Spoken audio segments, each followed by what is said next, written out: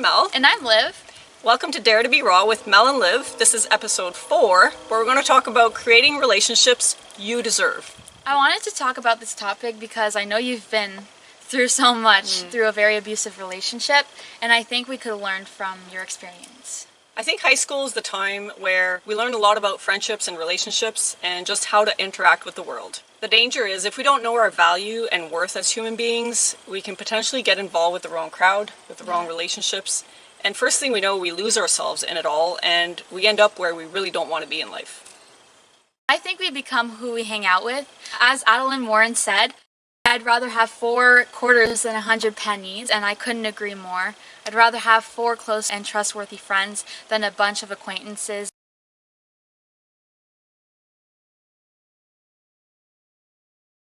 Last year I went to a new school in grade 10 and had a really hard time making new friends. And towards the end of the school year I made a couple of new friends, but I also noticed my anxiety got worse. One of those friends was really hard on herself and she struggled with anxiety and depression. And her struggles were impacting me, causing me to become anxious and not feel well in my own skin. I didn't want to let her go as a friend because I felt bad for her, and I didn't want to end up alone since I didn't have a lot of friends at that time. As much as I cared for her as a friend, I didn't know how to help her, and therefore I had to put myself first and start making healthier relationships and friendships. I see a lot of people my age get into serious relationships when they really aren't ready for it. Right. And it only seems to make things worse for them. So for sure, and it's even more true when one person is abusive or controlling. And in my book, I share openly about my toxic and abusive relationship because most people don't really understand domestic violence unless you've been through it.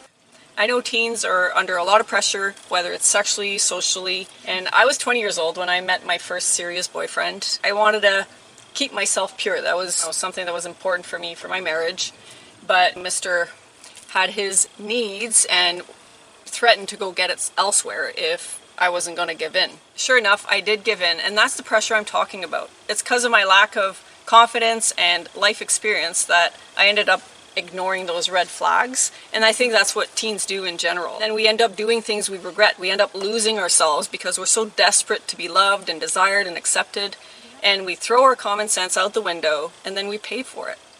So we feel like we're damaged, we've been used, we've been abused, and sometimes it can take a long time to recover from all of that. If you can avoid those type of relationships, do it at all costs because you deserve better. And I don't want you to spend, a decade just getting over the post-traumatic stress or whatever that I had to. So not only did he, abuse me physically, but he also verbally put me down so bad I didn't even know who I was. There was nothing left of my own identity.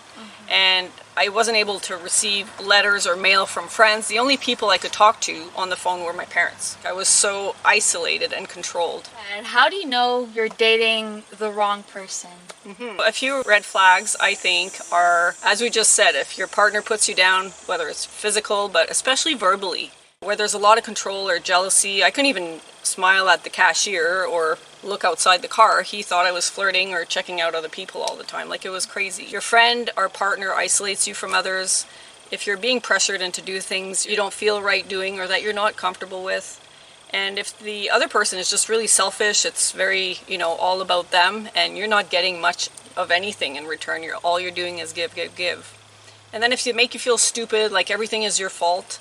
My ex put me in the hospital a few times. He almost killed me, and yet he never once apologized for anything he did. If you feel like something's off or you can relate to some of these things, just know that you have the right to change or give up on the relationship.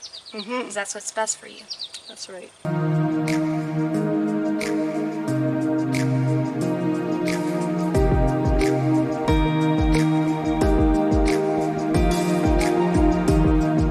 How do you know you're hanging out with the wrong crowd? Well, I think if you feel pressured to do things, again, that you're not comfortable with, when you can't be yourself, your true self, and you can't find joy in being with them, if you feel like you're always having to impress or buy new things or just performing to fit in, people who have their own issues that may be high maintenance, and again, where the world revolves around them, it's all about them, it becomes exhausting. Yeah. And that's not the point of relationships. You want to be with people who make you feel good about yourself and just good in general, with whom you share common interests, people who encourage you to be yourself and to pursue your dreams, people who will bring out the best in you, who are positive influences, and that's who you want to hang around.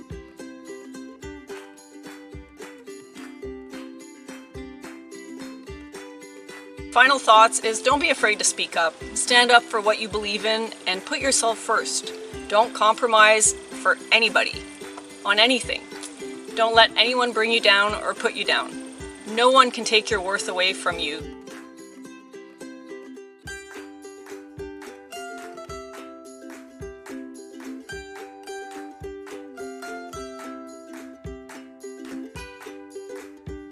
So that being said, thanks for watching. Don't forget to tune in next Thursday for our next episode. Bye!